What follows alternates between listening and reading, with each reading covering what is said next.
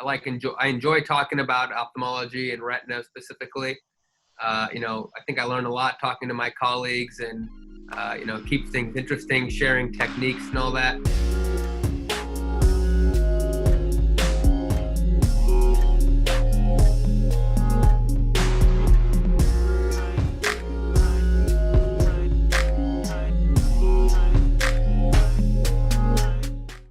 Where do you derive passion in your life from?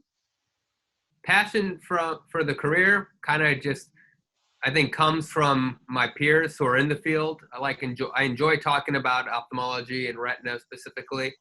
I think I learn a lot talking to my colleagues and, keeps things interesting, sharing techniques and all that. So, I don't have anybody in my family that was an ophthalmologist, but I think, the passion for medicine kind of came from around them. And then as I sort of fine-tuned my decision to become an ophthalmologist, that's sort of where I derived the passion for my colleagues.